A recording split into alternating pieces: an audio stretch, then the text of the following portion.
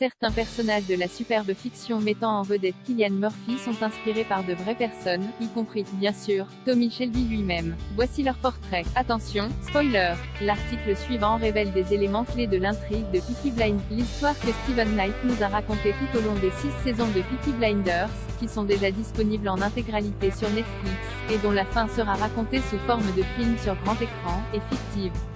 Mais comme le savent les fans de la fiction britannique, certains personnages sont basés sur des personnes qui ont vraiment existé.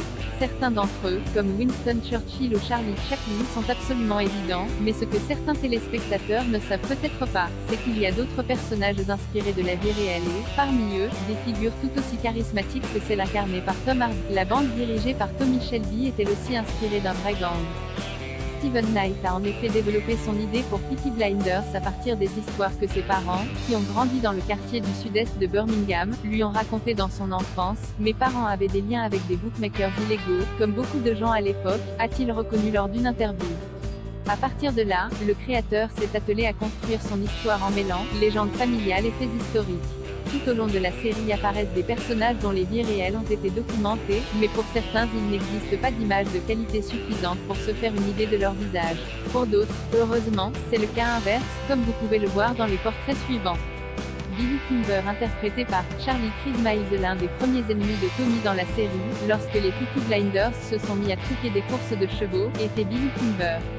Ce dernier a réellement existé et était à la tête d'un gang connu sous le nom de Birmingham Boys, qui était célèbre dans le nord de l'Angleterre dans les années 1910 et 1930 pour leur contrôle de plusieurs hippodromes. Le vrai Kimber, lui, est mort d'une maladie en 1942 et non d'un coup de feu tiré par le chef de son gang rival comme c'est le cas dans la fiction. Oswald Mosley interprété par Sam Claflin dans la saison 5, Peaky Blinders a présenté Sir Oswald Mosley, un député qui voulait l'aide de Tommy pour lancer un nouveau parti en Grande-Bretagne mais qui a fini par devenir l'un de ses plus grands ennemis. Dans la vraie vie, Mosley était un politicien britannique tout aussi controversé qui, désillusionné par la politique partisane traditionnelle, est devenu le fondateur et le chef d'un parti d'extrême droite connu sous le nom de British Union of Fascist Youth, ainsi qu'une figure majeure de soutien à Hitler en Grande-Bretagne. Jesse Eden interprété par Charlie Murphy. Jesse Eden était un personnage récurrent dans les 4e et 5e saisons de Peaky Blinders. Communiste et coordinatrice syndicale en pleine lutte pour l'égalité salariale des femmes, elle est apparue dans la vie de Tommy lorsqu'elle a menacé de déclencher une grève dans l'une de ses usines.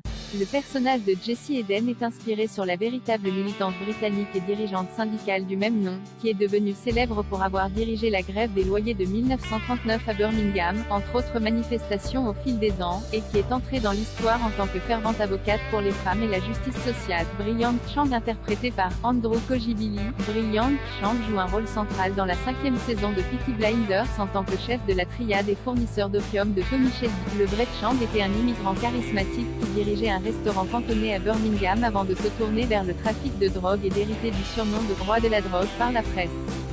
Arthur Bigg interprété par Donald Sumter dans Peaky Blinders, le premier baron Stamfordham, agissant en tant que secrétaire privé du roi, tire quelques ficelles pour permettre à Tommy de devenir le député travailliste de la circonscription de South Birmingham et ainsi faire de lui un initié du gouvernement.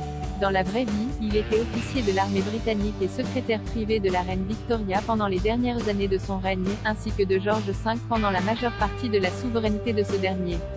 Alfie Solomons interprété par Tom Hardy. Alfie Solomon est apparu pour la première fois dans la 2e saison de Peaky Blinders en tant que chef de gang juif, propriétaire d'une distillerie illégale et partenaire commercial de Tommy Shelby à Camdenton, plutôt indigne de confiance.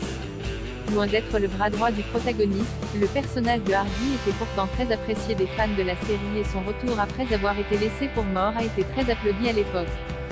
Dans la vie réelle, le vrai Salomon, sans S comme sa version fictive, faisait également partie d'un gang, celui des mafieux italiens Savini, qui opérait dans le monde des courses et des jeux d'argent. Il est connu pour avoir été arrêté à plusieurs reprises pour divers actes de violence armée, notamment en tirant sur Billy Kimber lui-même.